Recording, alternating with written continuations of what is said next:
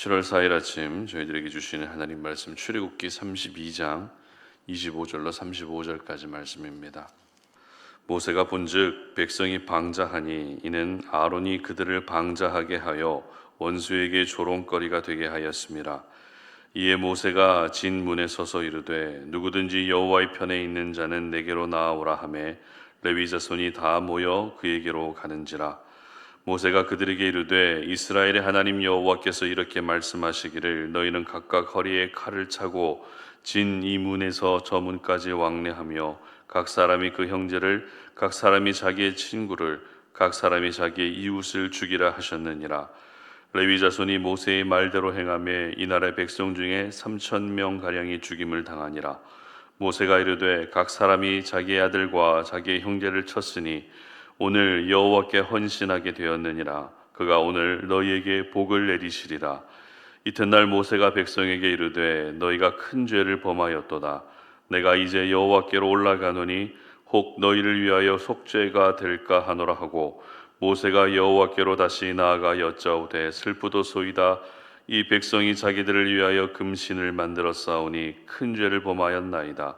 그러나 이제 그들의 죄를 사하시옵소서. 그렇지 아니하시면 원하건대 주께서 기록하신 책에서 내 이름을 지워버려 주옵소서. 여호와께서 모세에게 이르시되 누구든지 내게 범죄하면 내가 내 책에서 그를 지워버리리라. 이제 가서 내가 내게 말한 곳으로 백성을 인도하라. 내 사자가 내 앞서 가리라. 그러나 내가 보응할 날에는 그들의 죄를 보응하리라. 여호와께서 백성을 치시니 이는 그들이 아론이 만든 바 그 송아지를 만들었음이더라. 아멘. 1%의 가능성이라도 있으면 이라는 제목으로 오늘 아침 말씀 전합니다. 성공하는 사람들은 단 1%의 가능성이라도 놓치지 않으려고 하지만 실패하는 사람은 실패할 수밖에 없는 99%의 이유를 조목조목 찾아낸다고 합니다. 요즘 휴대폰 시장에서 중요한 이슈는 두께입니다. 한동안은 휴대폰의 성능, 크기 이런 것으로 경쟁했다면 이제는 얼마나 더 슬림하게, 얼마나 더 얇게 만드느냐라고 하는 두께 경쟁이 심합니다. 이 작은 기계 안에 온갖 부품이 다 들어간다는 것도 놀라운데 더 이상 두께를 얇게 할 수 없을 것 같아도 놀랍게도 휴대폰 제조사에서는 0.1mm라도 더 얇게 만들어내고 있습니다. 이러한 두께 경쟁과 관련된 유명한 일화가 있는데요. 치열한 휴대폰 시장에서 두께 경쟁을 하다 보니 어느 시점에서는 도무지 더 이상은 줄일 방법은 없는 지경에 이르게 됩니다. 그래서 이제는 두께 경쟁에도 드디어 끝이 왔다는 생각이 업계 전반에 퍼지게 됩니다. 그런데 한 회사의 임원이 휴대폰을 물에 담궜다가 꺼낸 후에 흘러나온 물을 컵에 담아서 엔지니어들에게 보여주면서 아직도 우리 휴대폰에는 이만큼의 빈 공간이 남아있다고 말했다고 합니다. 이처럼 1%의 가능성이라도 있다면 안 되는 일은 없고 1%의 가능성이라도 있으면 그것만 바라보면 된다는 것이 자기 개발이라든지 경영 법칙의 중요한 원칙으로 자리매김하고 있습니다. 계속해서 모세가 시내산에 올라가 있는 동안에 산 아래 백성들에게서 일어난 금송아지 사건을 묵상하고 있습니다. 어제도 우리가 살펴보았던 것처럼 모세는 책임을 추궁하는 사람이었고 아론은 책임을 회피하는 사람이었죠. 이 책임에 대한 문제가 이렇게 중요하게 여겨질 수밖에 없었던 이유는 하나님의 은혜로 출애굽하고 구원받은 백성이 금송아지 우상을 섬겼다는 것은 도저히 납득이 되지 않는 말도 안 되는 일이었기 때문입니다. 그래서 모세는 크게 충격을 받았죠. 그리고 발본색원이라고 하는 고사성어가 있는 것처럼 반드시 책임을 물어서 금송아지 우상을 섬긴 일이 얼마나 하나님이 싫어하시는 죄인지를 온 백성이 알게 했던 것입니다.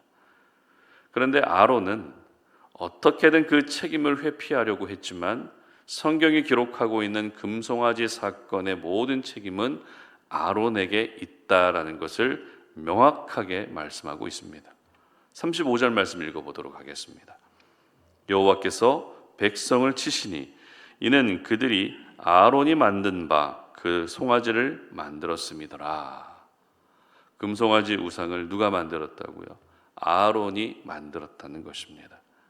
아론의 주장은 그저 백성들에게 금을 가져오라고 이야기했고 가지고 온 금을 불에 넣었을 뿐인데 라고 그렇게 대답했지만 결국 그렇게 함으로써 금송아지 우상이 만들어졌기 때문에 하나님은 아론이 우상을 만든 것으로 판단하시고 결론을 내리셨던 것입니다.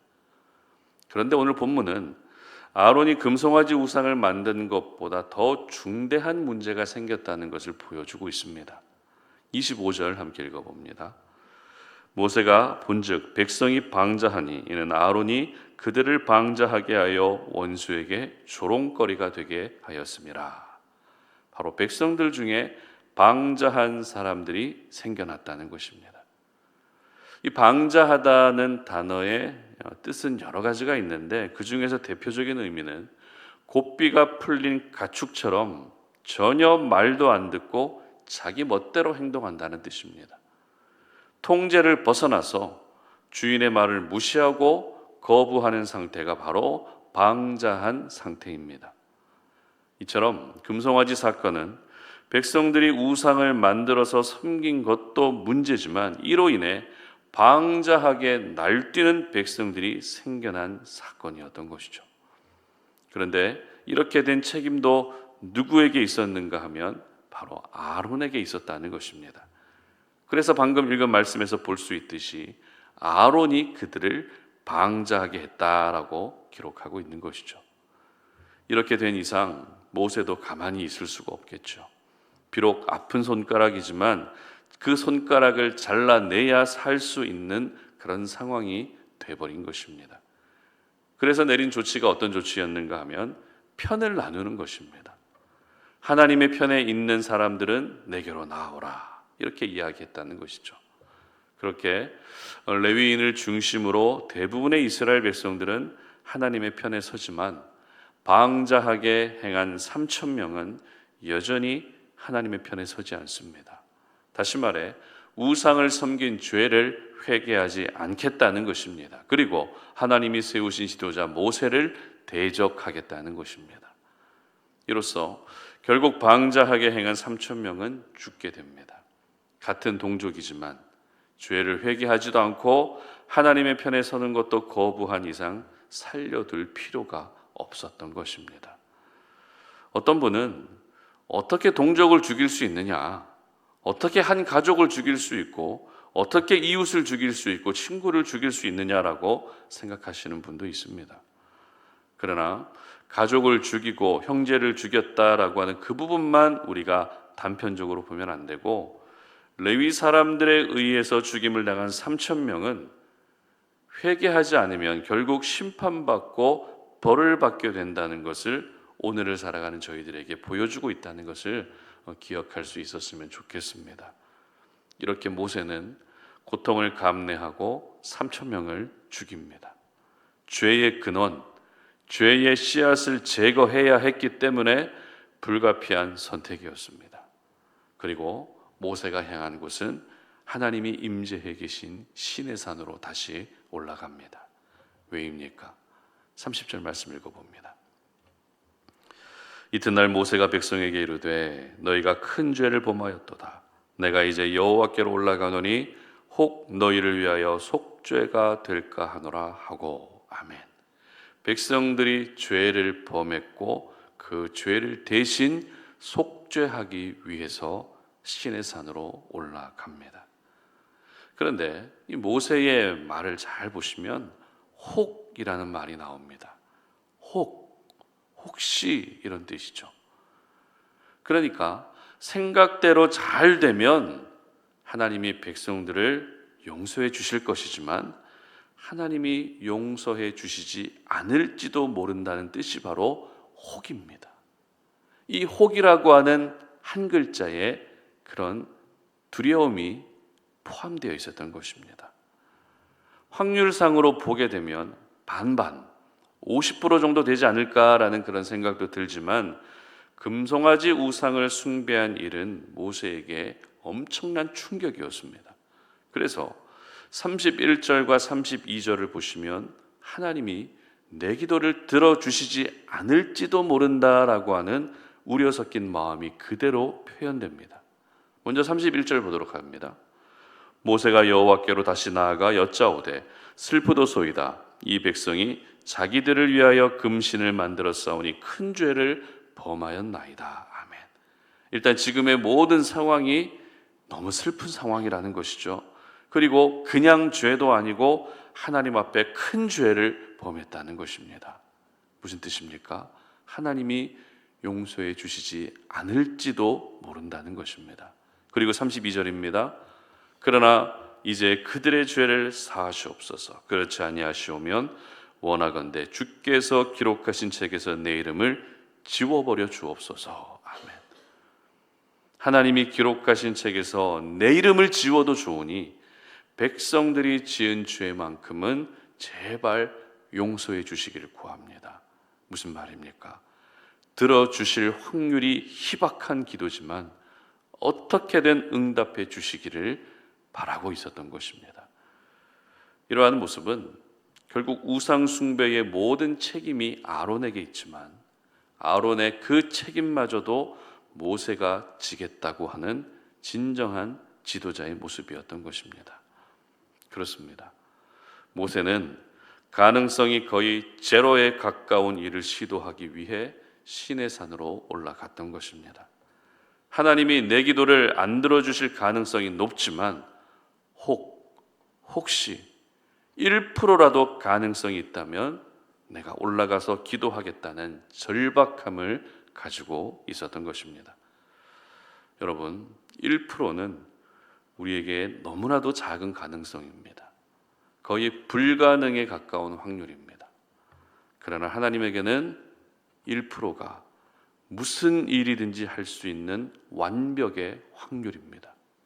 따라서 저희들은 내가 생각하는 1% 때문에 아무것도 하지 않고 쉽게 포기해버릴 것이 아니라 하나님이 생각하시는 1%를 바라보며 지금 내가 할 수 있는 최선을 다할 수 있어야 되는 것입니다.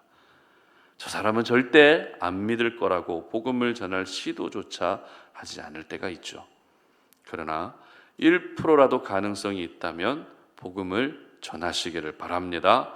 1%라도 가능성이 있다면 섬기고 사랑하시기를 바랍니다. 1%라도 가능성이 있다면 도전하시고 1%라도 가능성이 있다면 무엇보다 기도하시기를 바랍니다. 그래서 1%가 100%가 되는 하나님의 일하심을 경험할 수 있었으면 좋겠습니다.